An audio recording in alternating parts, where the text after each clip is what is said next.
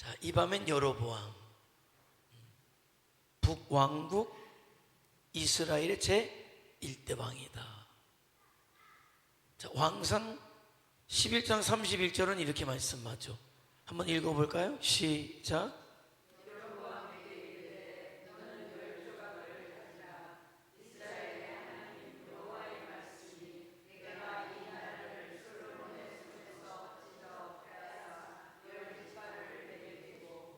자, 이 여로보암이라는 사람은 원래 왕은 아니죠. 자, 그런데 하나님이 이런 말씀을 하셔요. 솔로몬의 손에서 이 나라를 찢어서 빼앗아서 10지파를 너에게 줄 것이다. 이유가 있겠죠? 하나님께서 솔로몬에서 10지파를 뺏어서 여로보암에게 줄 이유가 있기 때문에 하나님께서 그렇게 하시겠다. 그래서 세운 왕이 여로보암이다. 자, 특별한 하나님의 섭리가 있어요. 그죠? 특별한 하나님의 은혜가 여로보암이라는 사람에게 있었다. 이렇게 보시면 돼요. 자, 여로보암은 백성을 도하게 하소서.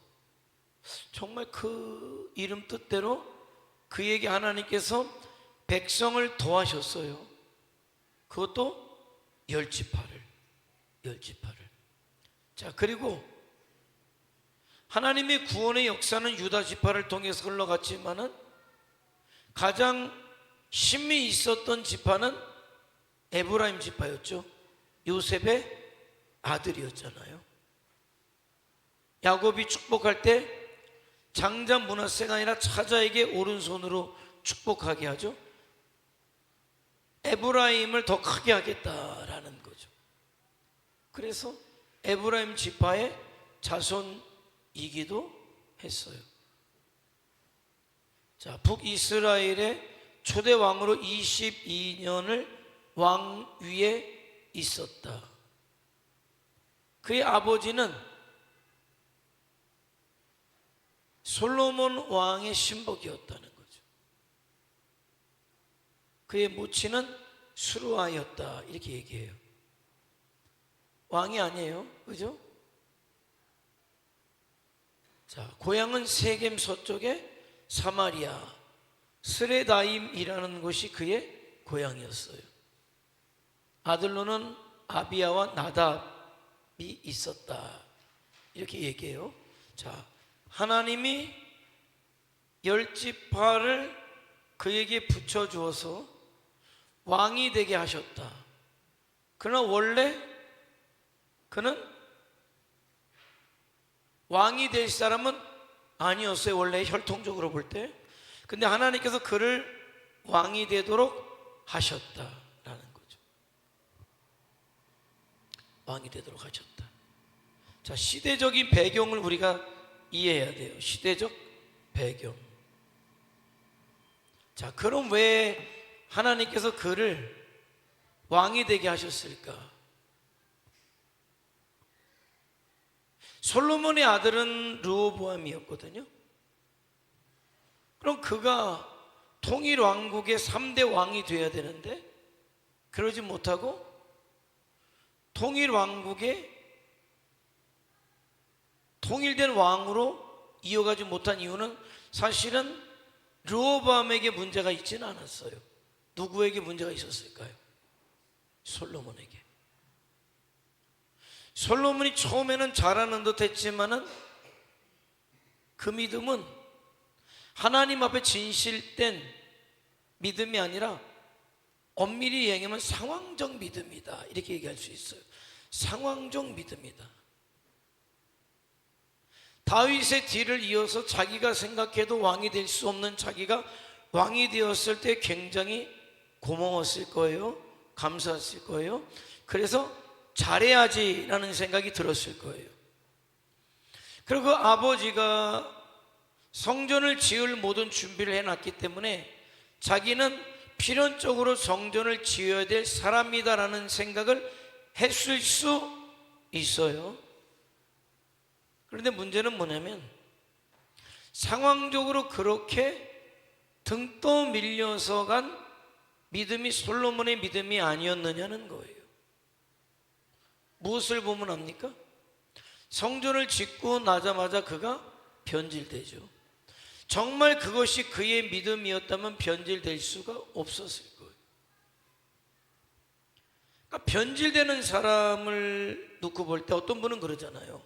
어떻게 교회 장로였던 사람이, 심지어 목사였던 사람이, 권사였던 사람이 저럴 수가 있나요? 라고 물어요. 물론 직분적으로 직분을 딱 떼놓고 보면은 그럴 수는 없죠. 목사가, 장로가, 권사가, 집사가 그럴 수는 없어요.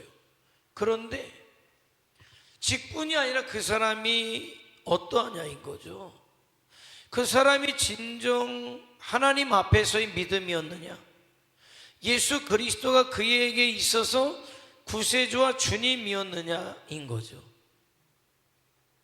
상황적으로 장로가 되는 사람도 있어요. 심지어 상황적으로 목사가 되는 사람도 있어요. 왜? 우리 집안은 할아버지도 목사고 아버지도 목사니까 너는 목사가 돼야 돼. 이게 주입이 되죠. 그런데 엄밀히 이야기하면 그건 구약적 사고죠. 할아버지가 목사였기 때문에, 아버지가 목사였기 때문에 너도 목사가 돼야 된다는 건 완전 구약적 사고죠. 왜? 신약적 사고는 뭡니까? 부르심이 있어야 되는 거죠. 하나님의 종으로서 부르심이 있어야 되는 거지, 할아버지가 목사였기 때문에, 아버지가 목사였기 때문에 나도 목사가 돼야 되는 건 아니에요. 그런데 그런 집안 분위기에서 거역할 수 없는 어떤 분위기에 의해서 신학대학을 가게 돼요.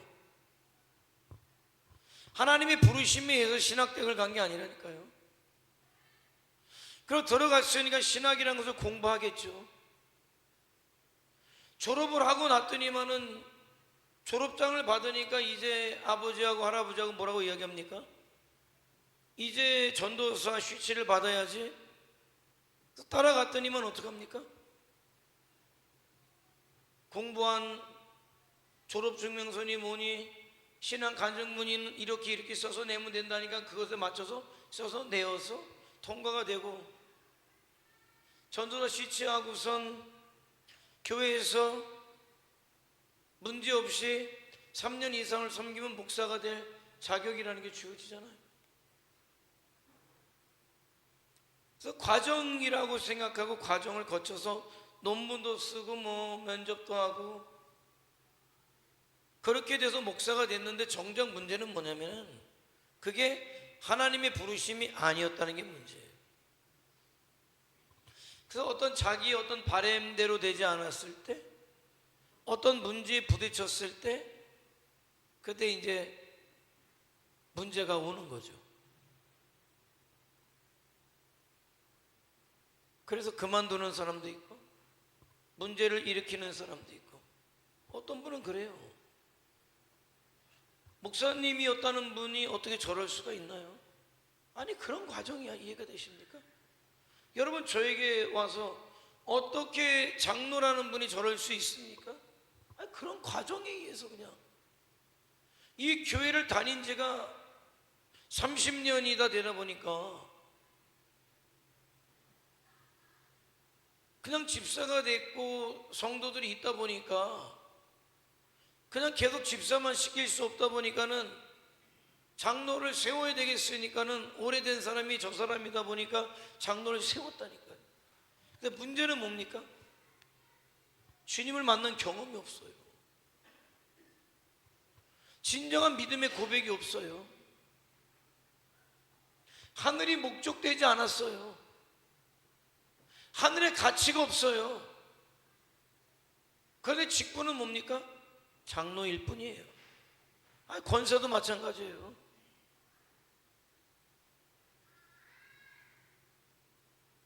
주님을 만난 경험이 없어요. 나는 솔로몬의 믿음이 그러지 않았겠나? 왜?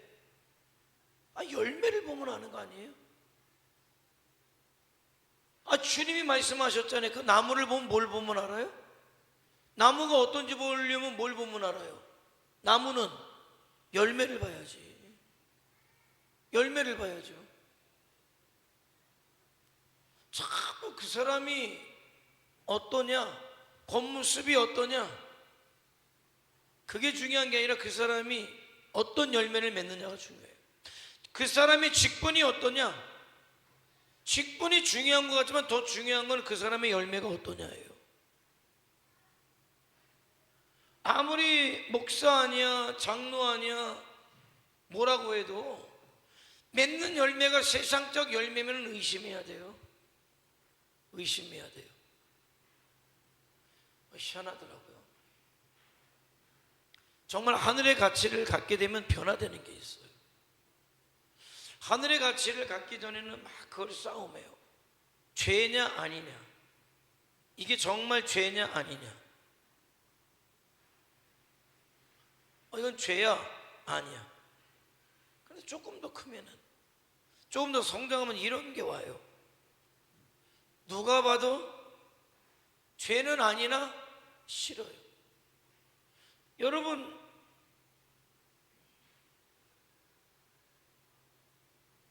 친구들하고 재밌는데 놀러 가는 게 죄입니까? 아니요. 여러분, 관광버스 타고 가면서 노래 유행가 한번 불렀다고 해 죄입니까? 죄예요? 누가 관광버스 잘 타고 다니게 생겼나 이렇게 봐야 돼. 누가 관광버스 좀 타게 생겼는지. 네? 그러더라고. 관광버스가요, 빌리는 데는 하루 빌리는 한 70만 원 정도 된대요. 70만 원. 그런데 기사 팁은 얼마 정도 줄 것 같아요? 나 들었어요. 얼마 정도? 20만 원? 20만 원. 관광버스 안 타본 사람이고, 관광버스 안 타본 사람? 얼마 정도? 얘기해봐요. 뭐라고 안 그래? 30만 원? 덜 타본 사람이고, 덜 타본 사람이고. 얼마 정도? 버스비가 70이래요. 나 들은 얘기야. 들은 얘기야. 100만 원 준대. 100만 원. 100만 원. 너무 많다고. 그러니까 아니라고. 100만 원은 줘야 된다고. 왜? 기사한테 30만 원 줘봐요. 노래도 못 불러. 얼마나 핸들을 흔들어대는지 그냥 막 중심을 못 잡고 막 틱틱대고. 재밌게 놀려면요, 100만 원은 줘야 기사가 재밌게 놀고 재밌게 놀다 오고 간다는. 100만 원 줘야. 네? 여러분, 그렇게 박선재 권사님이 버스 가면서 신나게 놀았어. 죄야 아니에요? 죄 아니에요? 죄는 아니지. 동창들하고 좀 놀았는데 뭘 죄야. 그런데 어느 날 그게 죄는 아닌데 그러고 싶지가 않아. 그냥 싫어. 그냥 놀아라 그래. 니네 놀아라 그냥. 나는 근데 그냥 놔둬라. 건드리지 말고 놔둬라. 왜? 죄는 아닌데.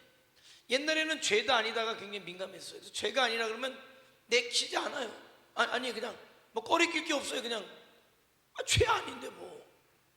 내가 도둑질해서 강도질을 해서 무슨 짓을 했어. 그런데 신앙이 커지면 말이에요, 그냥 싫은 거예요.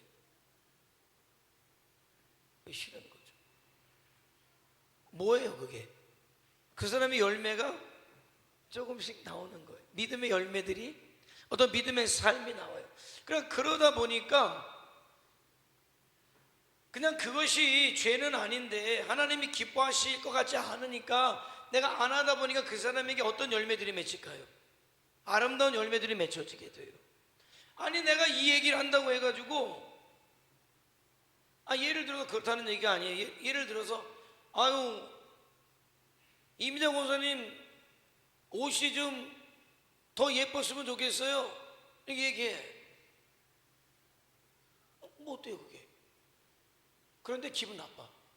에이씨 오늘 내가 말이야 급하게 왔더니만 옷 가지고 뭐라 그런다고 기분 나빠. 그러면 얘기 안 하는 거지, 그죠? 기분 나빠하면 기분 나빠할 것 같으니까 이 형은 좋게 얘기하는 거죠. 아 뭘 입어도 이쁘셔요 그냥. 아 뭘 입어도 이쁘셔. 아 그러면 그래도 우리 목사님은 나를 좀 알아주시긴 하시네 그냥. 그러잖아요. 그런 거지. 말을 해도요 가려하게 돼요. 왜? 배려하게 되는 거지. 그러니까 그 사람의 열매가 아름다워져요. 왜? 성경적인 가치, 하늘의 가치를 갖다 보니까 하나님이 기뻐하시는 것을 하고자 하니까 열매들이 맺혀져요. 예전에 나중심적이었단 말이에요. 내가 좋으면 좋고 싫으면 싫은 거였는데 이제는 그게 아니라 주님이 좋으시면 좋고 주님이 싫으시면 싫은 게 나도 똑같아지는 거예요. 그러니까 그런 삶을 사는 사람들이 열매를 맺어가는 거죠. 아니 그래서 솔로몬 얘기하는 거예요. 솔로몬이 정말 진정한 믿음이었다면, 하늘의 가치를 가졌다면은, 하나님 앞에서의 삶을 살았다면 그의 열매는 그렇게 맺혀질 수가 없어요. 온갖 우상의 것으로 열매가 맺혀질 수가 없어요. 왜? 하나님이 가장 싫어하는 게 우상 숭배인데. 그런데 어떻게 우상 숭배하는 것을 아무렇지 않게, 이건 아닌 거예요. 그러니까 솔로몬의 믿음의 진정성이 의심이 되는 거예요. 의심이 되는 거예요. 참 이렇게 이야기할 수 있고 여러분이 고개를 끄덕여 줄 수 있다는 게 얼마나 감사한지. 작년에 갔을 때 이석철 권사님이 그런 얘기를 하더라고요. 공통점, 교회 가가지고 공통점을 발견했어. 아무리 시골 교회도 가면은 드럼도 있고 기타도 있고 악기가 다 있어요. 근데 없는 게 있어. 교회에 없는 게 악기. 아니 어떻게 이런 교회에 드럼이 있고 신디가 있고 기타가 있고 그러지? 아 이번에 그 집회하는 데도 가보니까 기타가 종류별로 이렇게 서 있어. 아마 강단 쪽에 이렇게 비춰보면은요, 참 기타도 되게 종류별로 있어 이렇게. 근데 없는 게 있어요. 교회 성경책이 없어. 성경책이 없어. 그래서 그런 얘기를 해요. 찬양을 할 때는 그냥 열정적으로 해. 이 양반들이 열정적으로 찬양을 하는데 말씀에 대한 깊이는 참 어려워요. 이름은 목회자 세미나라고 하고 20여 명의 목회자들이 모였는데, 내가 이렇게 볼 때 받아 적거나 그러는 건 있지만은 성경책을 갖고 온 사람이 몇 명 없어. 성경책을. 그 얘기는 물론 예배 시간에 말씀을 나누기도 하지만은 그 말씀이라는 게 그냥 얕은 수준이죠. 얕은 수준. 얕은 수준이지. 뭘 깊은 이야기를 하기가 굉장히 어려운 거죠. 메시지를 전할 때 깊은 이야기를 전하기 어려워요. 그런 면에서 참 우리는 너무나 축복되다. 왜? 말씀을 가지고 말씀에 대한 고민을 해요. 그러니까 말씀이 없다면 신앙이 자기중심적이고 기복으로 흘러갈 가능성이 굉장히 많아요. 찬양에 몰두하게 되면 감정적이잖아요. 그럴 때 하나님의 은혜를 고백하고 하나님의 은혜가 감사한 건 알지만은 그 하나님이 나에게 원하시는 삶, 하나님의 뜻, 이런 거에는 무지하죠. 알 수가 없는 거예요. 그러니까 우리가 왜 자기들에게 왔는지를 잘 이해하지 못해요. 야, 그런데 이게 좀 소망이 있다, 이런 게. 통역하셨던 선교사님이 25년을 하셨는데 바교에서 한 몇 시간 가는 데에서 사역을 하셨던 분이에요. 그 유치원을 하고 초등학교를 하는 그런 학교 사역을 한 거예요. 그러다 보니까 그 아이들을 가리키는 교사들이 있잖아요. 늘 교사들하고 모여서 우리식으로 큐티도 나누고 말씀도 나누고 아이들부터 교사까지 말씀을 암송하게 하고 그렇게 했다는 거예요. 그게 25년의 사역이에요. 근데 작년인가 교사들이 선교사님한테 우리도 선교를 한번 가보자고 제안을 하더래요. 물론 그런 도전을 선교사님이 주었던 거죠. 그래서 그럼 어디로 가볼까? 필리핀 외국은 못 나가도 필리핀 안에서 갈 수 있는 데를 찾아보니까 민다나오라는 섬이 있어요. 거기는 아직도 반군이 있어요.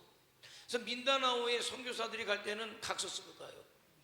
포로로 잡혀도 몸값 주지 않고 죽는 걸로.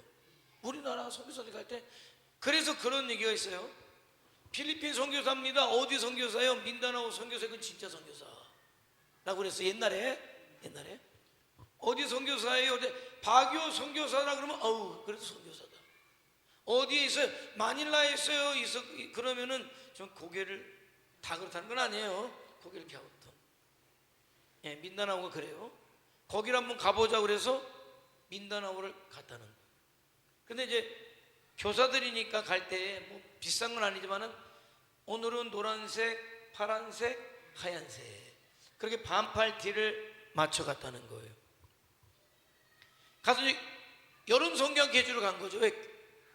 꼭 교사들이니까 같이 간 사람들이 교사들이니까 가서 모기도 물리고 그냥 이렇게 여기 몰려서 자고 막 불편해도 거기 민다나오 가니까는 바교는 그쪽은 아무것도 아니더래. 에? 그렇게 불편하고 그렇게 어렵고 힘들고 했는데 거기서 아이들하고 성경학교를 해주니까 아이들이 다 좋아하니까 그 아이들이 좋아하니까는 자기들이 가져간 거 다 주고 나중에 올 때 파란 옷, 노란 옷, 하얀 옷 맞춰 입은 거는 못 벗어주고 그 남아있던 옷까지 다 주고 오면서 선교사님한테 필리핀 사람들이 이런 얘기를 하더라는 거예요. 왜? 한국에서 성도들이 와서 그렇게 주고 또 주고 싶어서 그러는지 그 심정을 자기들이 이해하겠다는 얘기를 하더라고요. 정말 그분의 사역은 보람이 있는 거예요. 왜? 그거예요. 그래서 이번에 가서도 제가 학교에서도 그렇고 깊은 얘기를 못 전해. 시간도 짧고 통역을 통해서 들어가기 때문에. 그러나 핵심적인 건 그거예요. 우리가 온 거는 당신들에 대한 고마움이지만은 그러나 그렇게 당신들로 인해서 유엔의 도움으로 인해서 우리나라가 망하지 않고 이렇게 지금 이만큼 살게 된 이유가 망하지 않았기 때문이고, 그러나 망하지 않은 이유가, 잘 살게 된 이유가 복음이 들어왔기 때문이고 예수님을 믿었기 때문이고 예수님의 은혜를 경험하면서 잘 살게 되면서 주님의 명령이 땅끝까지 네가 받은 사랑을 전하라는 명령을 받고 왔다는 거예요. 그러니까 너희도 예수님 믿고 영원한 생명을 얻고 하나님의 자녀가 되고 그리고 축복받아서 우리가 너희에게 온 것처럼 너희들도 주님의 사랑을 가지고 필리핀뿐만 아니라 우리와 동일하게 땅끝까지 가서 복음을 증거하는 성도들 교회가 되었으면 좋겠다가 핵심이에요. 그래도 이번에 집회했던 교회 목사님이 자기들도 그러하겠다는 거예요. 그렇게 하겠다는 거예요. 그런데 그렇게 하지 못했던 것은 뭐냐면은 찬양은 열심히 해서 위로를 받았을지는 모르고 하나님의 사랑을 느꼈을지는 모르지만 하나님의 뜻을 몰랐던 거죠. 왜 우리가 구원받았는지, 구원받아서 내가 이 시대 어떤 사람으로 살아가야 하는지 하나님의 말씀에 들어있는데 적어도 저와 여러분은 그 사실을 알고 내 삶이 주와 복음을 위해서 쓰여져야 한다는 사실을 알기 때문에 저와 여러분의 삶의 열매들이 맺혀가고 있다는 게 너무 감사한 거예요. 우리 교회가 어떠한가는 우리 교회가 맺는 열매를 보면 알아요. 여러분이 어떠한가는 여러분이 지금 맺는 열매를 보면 알아요. 여러분의 감정을 묻는 게 아니에요. 여러분의 기분을 묻는 게 아니에요. 여러분이 과연 지금 어떤 열매를 맺고 있는가를 보는 거예요. 주님의 은혜 앞에 반응하고 있는가를 보는 거예요. 내가 만난 주님이 정말 내 주님이고 그 주님의 명령이 내 삶보다 중요하다라고 하면 여러분이 어떤 열매를 맺느냐는 거예요. 그래도 복음의 일에 여러분이 동참하고 있느냐를 묻는 거예요.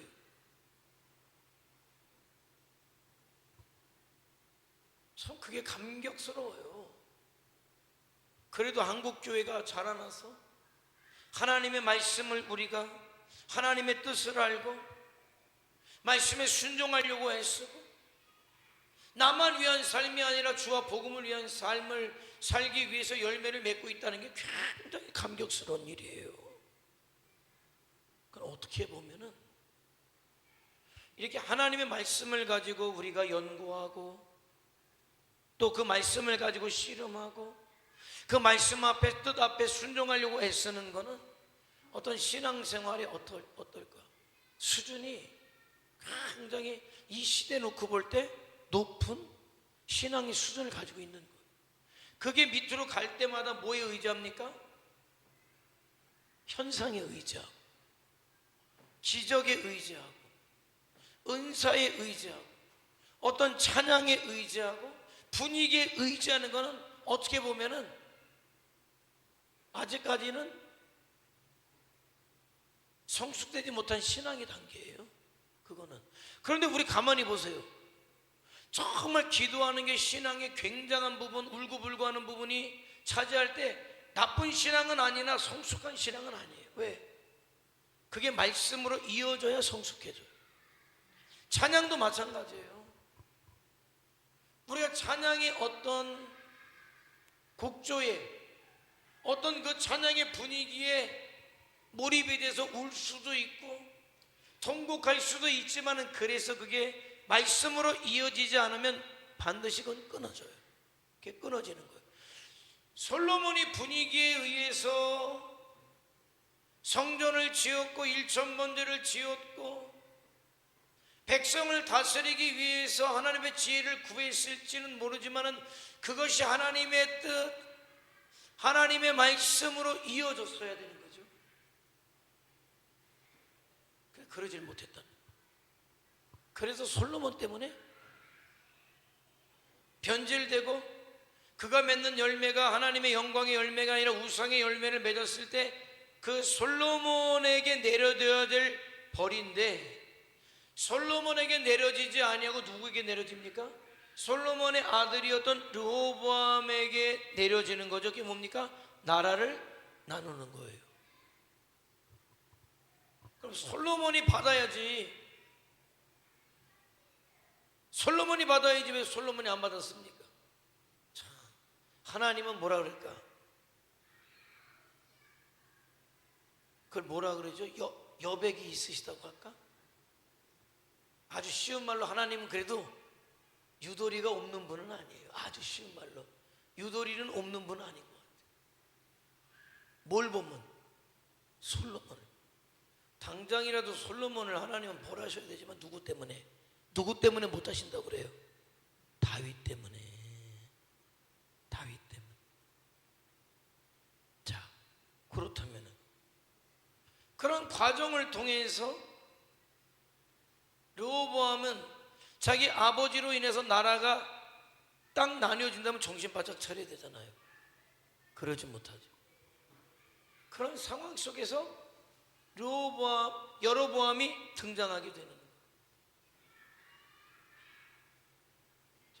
출생했고, 자 요셉 족속의 노역을 그러니까 이 요셉 족속이 에브라임이잖아요.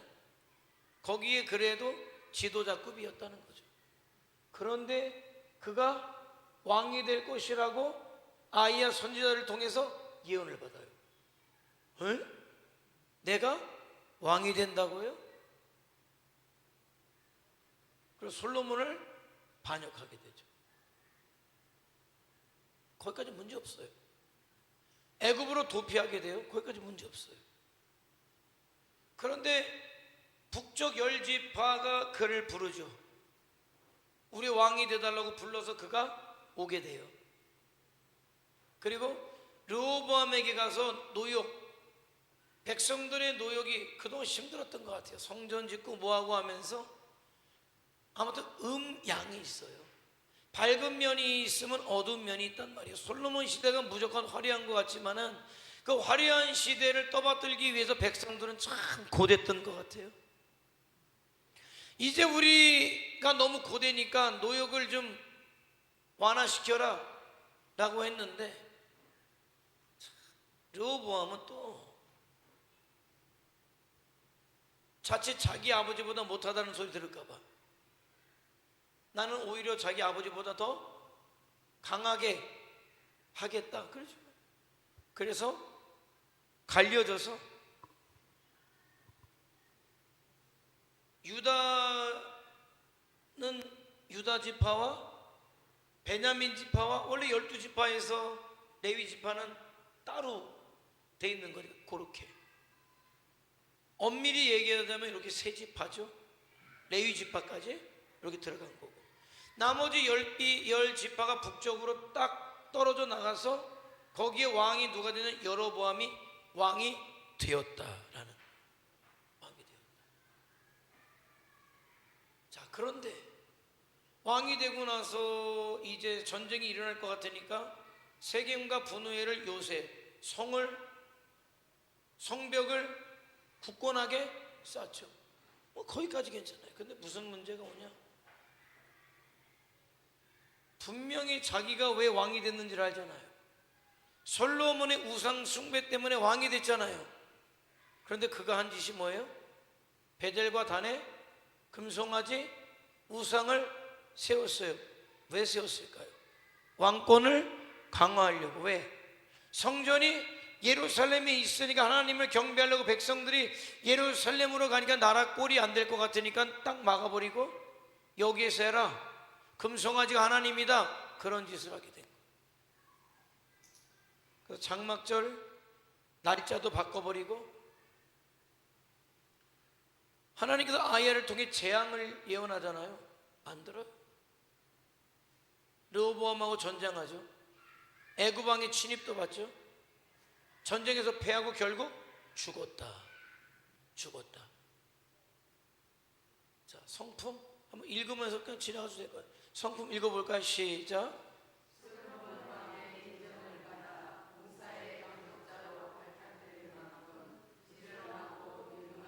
그렇죠. 어떤 부분에서라도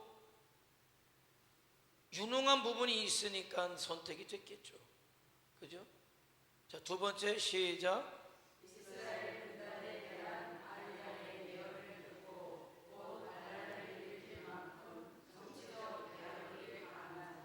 정치적인 야욕도 있어요. 그죠? 그래야죠. 그래 나라를 이끌지. 그게 나쁘다는 건 아니에요. 자, 세 번째.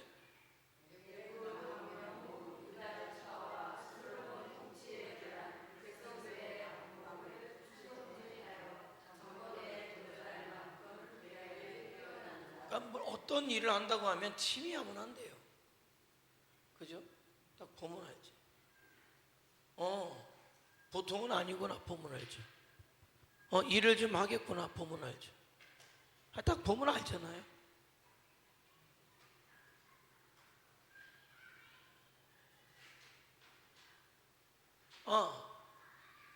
그러니까 이 사람이 뭔가 할 만한 사람이다라는 것 여로보암에게 풍겼어요 이미. 그러니까 그를 왕으로 삼겠다고 백성들이 보냈겠죠. 그 정도의 사람이었어요. 자, 네 번째 시작.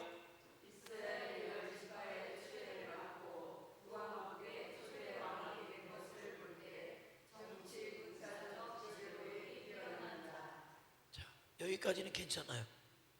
이 정도 돼야 뭘 하지. 그잖아요. 그런데 문제는 뭐냐면 여기서부터가 문제예요. 자, 다섯 번째부터가 문제예요. 읽어볼까요? 시작.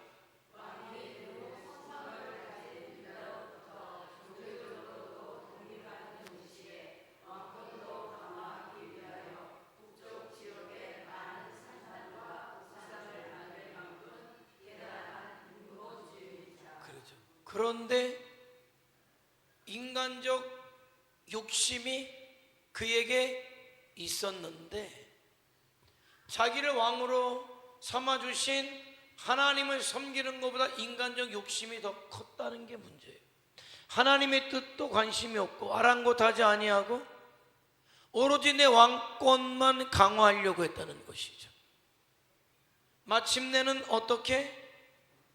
하나님의 책망마저도 무시할 만큼 교만한 자. 누가 그랬어요? 사울왕이 그랬잖아요. 역사를 통해서 배우지 않으면 반복될 수밖에 없어요. 결국 사울왕이 버림받았던 것처럼 그래서 여로보암도 마침내 버림받잖아요. 참 딱해요. 자, 이거예요. 이제 여로보암을 통해서 우리가 반드시 기억해야 될 것은 무엇이냐? 첫 번째 한번 읽어볼까요? 시작.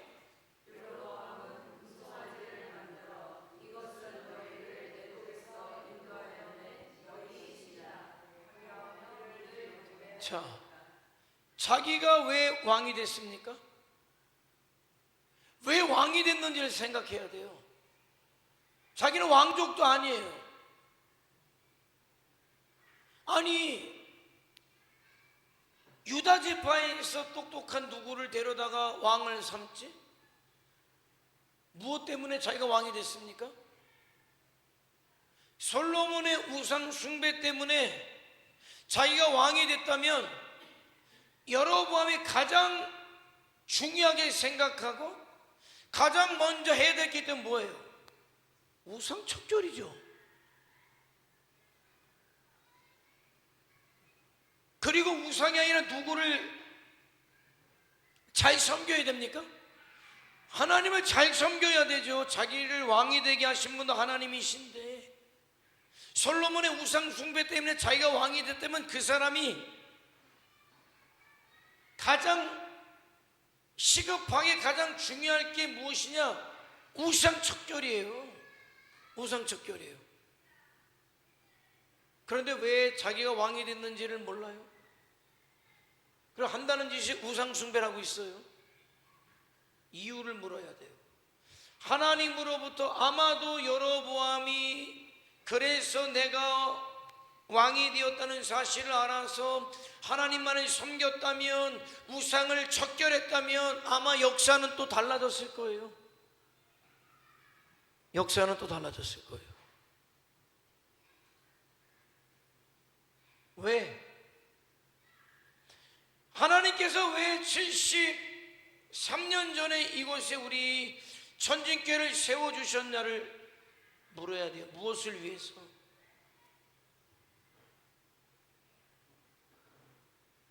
무엇을 위해서? 이 지역의 영혼의 구령을 위해서?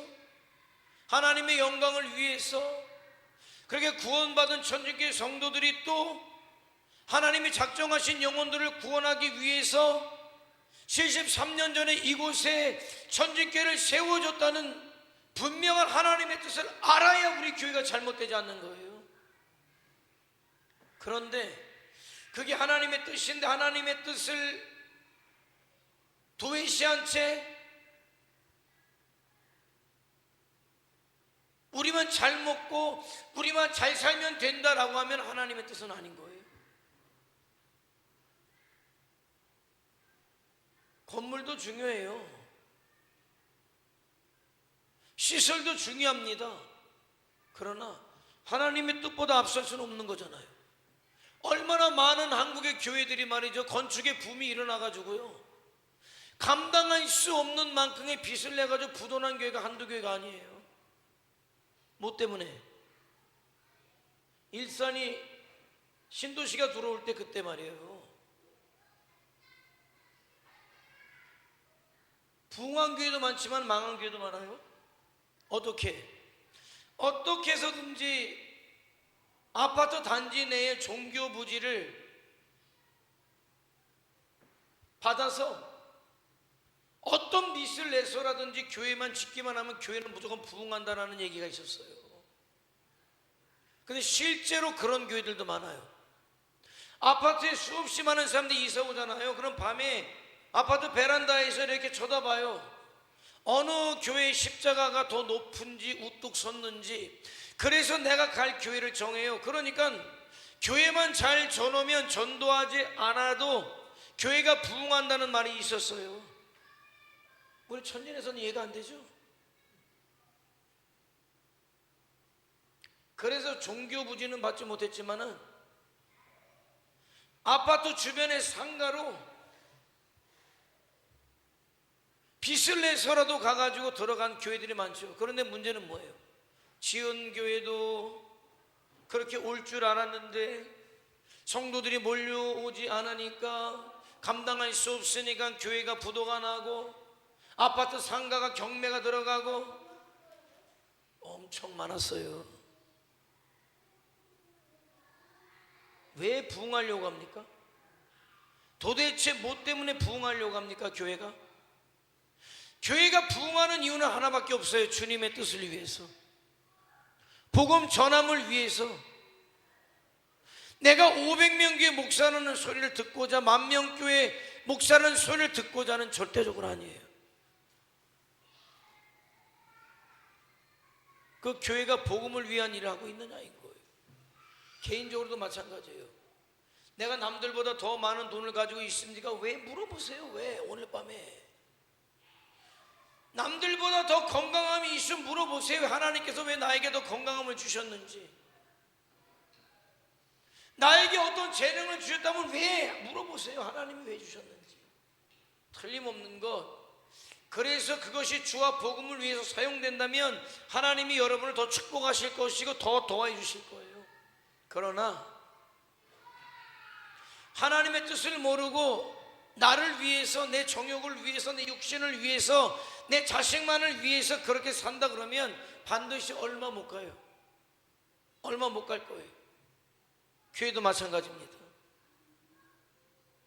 교회가 사명으로 딱 쓰지 않으면 문제가 와요. 아무리 해도 정신 못 차리고 교회가 사명으로 서지 않으면 갈라져요. 교회는 맨날 싸움하니까 갈라지는 거예요. 왜? 안 되겠구나, 이대로는 안 되겠구나. 어떤 과정들이 있었겠죠. 근데 어떤 과정들이 왜 생깁니까? 어떤 과정들은 그 교회가 믿음으로 사명으로 서지 않았기 때문에 어떤 일들이 생겨요.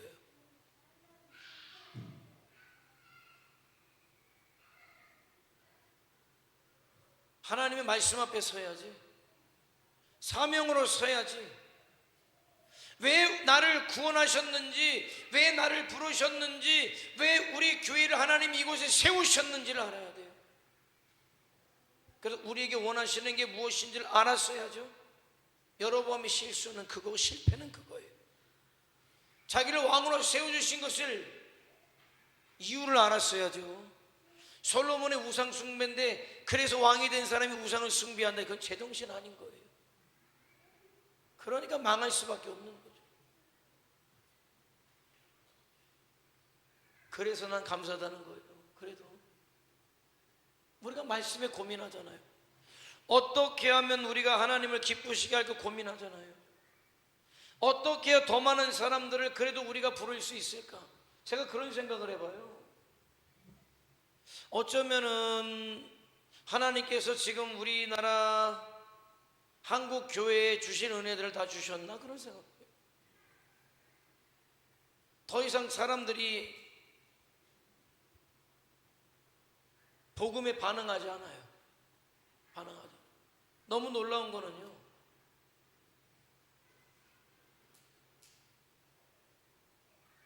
그래서 이 시대는 우리가 이 반응하지 않는 사람들 속에서 어떻게 할까?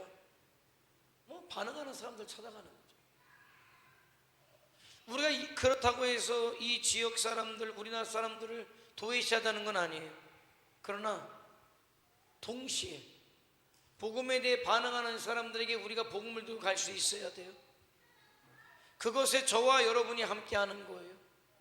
그게 하나님이 원하심이니까, 하나님이 기뻐하심이니까 그렇다는 거예요. 알자. 나의 부르심을 알고 우리 교회 세우심을 알고 우리가 앞으로 어떻게 살아가야 할 것인가를 알자라는. 자, 두 번째 한번 읽어볼까요? 시작.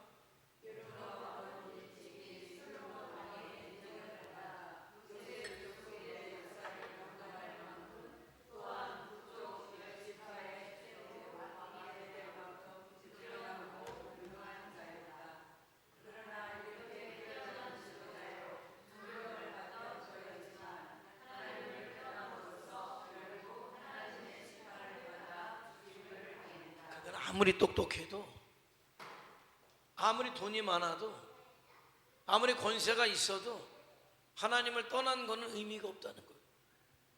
결국 다 썩어질 거고 무너질 거고 없어질 거다. 그러나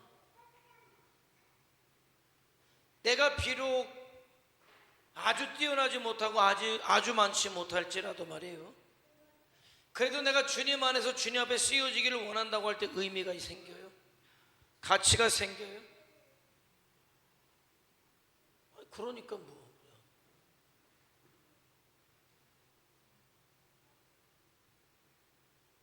저와 여러분이 주님 안에서 살고자 하고 주님의 뜻 가운데 거하고자 하고 복음의 증거자가 되기를 원하니까 여러분이 의미가 생기는 거예요. 갑자기 여러분의 존재 자체가 의미가 생기는 거예요. 주를 위해서 내가 하나님의 쓰심이 나에게 있다고? 여러분이 무슨 100억 부자의 의미가 있는 게 아니에요. 수십억 부자여야 의미가 있는 게 아니에요. 주님 안에 있지 않으면 아무 의미도 없어요. 그냥 먹다 죽을 거고 먹다 썩을 거고. 그러나 그렇게 많지 않아도 담은 내가 몇 푼밖에 없어도 몇 푼의 얼마를 주를 위해서 쓸 수 있다면 의미가 이미 생긴 거예요. 그거는 주와 상관없는 수십억의 돈보다 훨씬 더 의미 있는 거예요. 훨씬 더 의미 있는 거예요.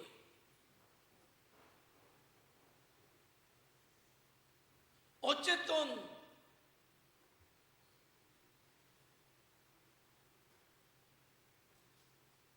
이번 선교 같은 경우도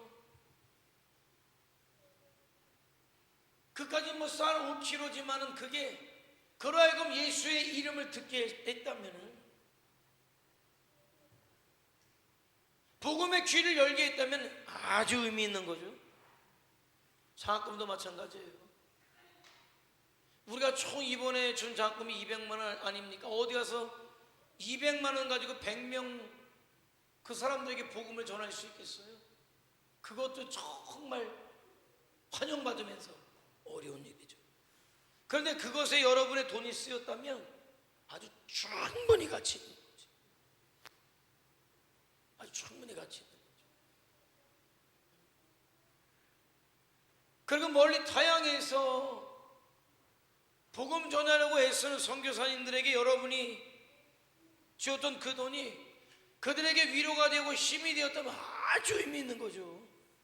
정말 가치 있는 거죠. 그래도 한번 어떻게 필리핀을 복음화하겠다고 그 현지 목회자들 사는 게 그러해요. 그런 사람들에게 정말 말씀을 전하고 그들에게 위로가 되고 식사를 대접하면서 그 행복해하는 그런 얼굴들 모습들을 볼 때 여러분이 가진 돈은 부자의 한 뭉툭의 돈이 아니라 비록 과부의 두랩돈의 돈일지라도 충분히 의미 있다. 주님으로부터 칭찬받는다라는 거예요. 그러니까 없다 소리 하지 말고 작다 소리 하지 말고 나는 여러분에게 그래도 간이 작아가지고 못하는 거 하도록 시키진 않아요. 못하는 거 하라고 그러지 않아요. 강 큰 사람은 그러더라고. 어떤 강 큰 사람은 진짜요, 대출해서 헌금도 하게 하는 사람도 있어요. 물론 억주는 아니야. 그냥 반도 대출해서 헌금하고 싶은 사람도 있어요. 난 그러고 싶진 않아요. 믿음이 작아서, 간이 작아서. 그러나 할 수 있는 건 했으면 좋겠어요. 할 수 있는 건 하면서 살자는 거예요. 왜? 그게 하나님 앞에 충분히 의미 있는 거니까. 같이 있는 거니까 여러분을 칭찬받게 하는 거예요. 뭐 그거죠. 여러분이 할 수 있는 것을 하게 해서, 여러분이 해서 주일이 되어서, 그래서 여러분이 하나님 앞에 섰을 때 칭찬받았다면 잘한 거잖아요. 여러분도 잘한 거고 저도 잘한 거고 그런 거죠. 그러니까 무엇이 됐든 주님 안에 있을 때, 주님의 뜻 안에 있을 때 그게 의미가 있고 가치가 있는 거예요. 아무리 화려하고 아무리 많아도 주님 뜻 안에 있지 않는 거는 그거는 의미가 없는 거예요. 의미 있는 인생을 살 거냐, 의미 없는 인생을 살 거냐, 그 의미는 누가 결정합니까? 주님이시죠. 나는 여러분이 주님 앞에 의미 있는 자들이 되길 원해요. 의미 있는 자들, 가치 있는 자들이 되길 원해요. 무가치하면 안 되잖아요. 무가치하면 밝게 버리워져 밟힐 뿐인 거예요. 가치 있자. 자, 마지막 한번 읽어볼까요? 시작.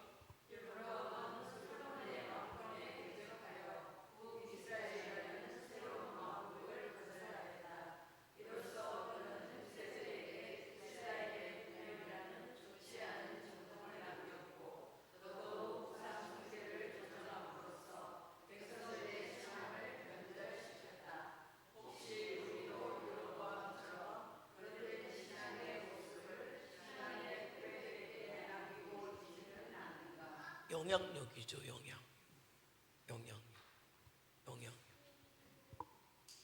이게요, 그러니까 먼저 믿는 사람의 영향력, 내가 어떤 영향력을 주고 있느냐. 다시 얘기하면 아주 쉬운 표현으로, 여러분은 여러분의 가정에서 어떤 신앙의 길을 내고 있느냐. 또 크게 우리가 천진이라는 교회에 모여서 우리는 어떤 신앙의 길을 내고 있느냐는 거예요. 누구 때문에? 영향력 때문에, 내 자식들 때문에. 이제 우리 교회에 또 와야 될, 구원 받아야 될, 또 우리 교회에 또 함께 해야 될 사람들을 위해서 나는 어떤 길을 내고 있느냐는 거예요. 어떤 길을 내고 있느냐. 그 길이 선한 길이어야죠. 믿음의 길이 나야죠. 여러분, 길 참 희한해요. 사람들이 누가 길을 걸어가잖아요. 그 길로 가요.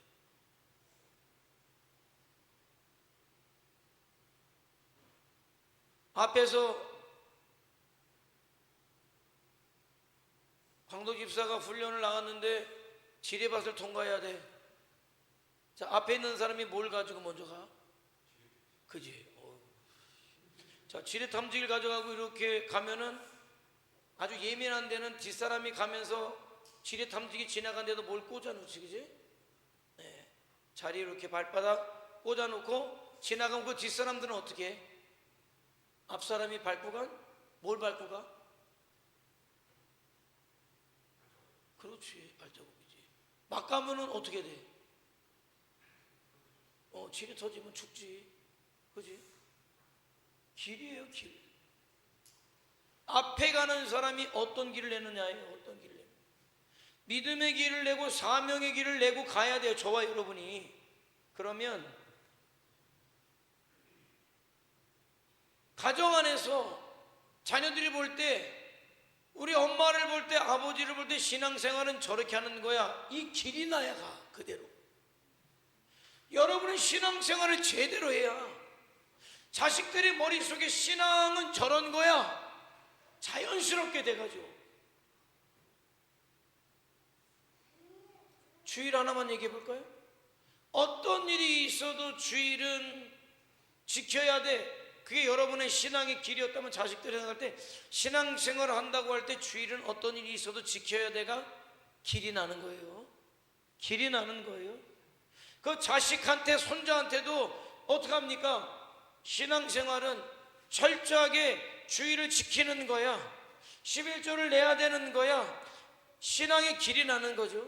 자, 우리 교회, 자, 우리가 예를 들어서 사명으로 서서 어떻게 하든지 내 삶이 주와 복음을 위해서 쓰여져야 된다라는 생각을 가지고 저와 여러분이 신앙생활을 해요. 새 성도가 왔어요. 볼 때 맞아, 신앙생활은 저렇게 하는 거야. 어떻게? 주와 복음을 위해서 사는 거야. 사명을 위해서 사는 거야. 땅끝까지 주의 복음을 증거하는 게 신앙생활이야가 되는 거예요. 자동이야, 자동. 예배 참여해서 집중해서 찬양하고 기도할 때 정말 저와 여러분이 성령의 이끌림을 받을 때 길이 나는 거예요. 자, 새로운 사람들은 쉬워요. 그러나 다른 데서 신앙생활하다 온 사람들은 거기에 이미 젖어 있어요. 그 교회에서 신앙생활했던 거에 젖어 있어요. 자, 달라요. 근데 와서 보니까 이 교회는 무엇인가 달라. 거기에 이미 길이 나 있기 때문에 그 사람도 금방 하나가 돼서 주와 복음을 위해, 사명을 위해서 우리가 같이 갈 수 있단 말이에요. 왜? 뭐 때문에? 여러분이 이미 뭘 잘 냈기 때문에. 믿음의 길을, 사명의 길을, 이미 선한 영향력의 길을 냈기 때문에 그게 쉬운 거예요. 여러분, 옛날에 부엌 알죠? 부엌. 부엌이 어떻게 부엌 바닥이 어땠어요? 옛날에 부엌 바닥이 그냥 아무 데서나 밥해 드셔가지고 모르시는가? 네? 맨들맨들하지. 아주 그냥 맨들맨들, 하도 밟아가지고 아주 맨들맨들하지. 네? 그런 것처럼 맨들맨들하게 길이 나잖아요. 오라 그러지 않으면 맨들맨들 길이 난 대로 가게 돼 있어. 자, 여로보암은 길을, 어떤 길을 냈다? 우상 숭배 길을 냈지. 하나님으로부터 멀어지는 길을 냈지. 결국은 멸망의 길을 냈기 때문에 북이스라엘이 멸망하지 않았습니까? 생명의 길을 내야지 멸망의 길을 내면 되는 게 아니에요. 여러분은 어떤 길을 내고 있는지, 우리 교회가 어떤 길을 내야 되는지 분명히 이제는 알아서 믿음의 길, 사명의 길, 생명의 길을 낼 수 있는 저와 여러분이 되시기를 주님의 이름으로 축원해 드립니다. 기도하시겠습니다. 네. 여로보암은 하나님께서 자기를 왜 왕으로 세워주셨는지를 생각하지 않았어요. 깨닫지도 못했어요. 알지도 못했어요. 그래서 너무나 어이없게도 솔로몬의 우상 숭배 때문에 왕이 된 그가 우상 숭배함으로 결국 망하는 자가 되었고, 자기를 왕으로 삼았던 10지파에게 그가 보여준 것은 멸망의 길이었어요. 불신의 길이었어요. 왜? 늘 우리는 해야 돼요. 왜 나를 불러주셨는지, 왜 하나님께서 우리 천직교회를 세워주셨는지, 하나님께서 원하시는 것이 무엇인지, 그게 무엇이든지 간에 복음 안에 있을 때, 사명 안에 있을 때 여러분은 충분히 훌륭하고, 여러분은 충분히 가치 있고, 여러분은 충분히 살아갈 이유가 있는 분들이란 말이에요. 하나님, 나를 부르신 이유가 영원한 생명을 주시고 나로 하여금 예수 생명을 증거하는 사명 때문이라면 그 일에 내가 기꺼이 동참하겠습니다. 하나님께서 그래서 귀하게 보시는 사람들 되길 원하고, 정말 가치 있는 사람들 되길 원하고, 살 가치가 있고 이유가 분명한 사람들로 서게 하셨어요. 이 시대 말에 하나님의 뜻을 이루어드리는 자들로 그렇게 서게 하옵소서. 우리 아직 주여 한번 부르며 통성으로 기도합니다. 주여.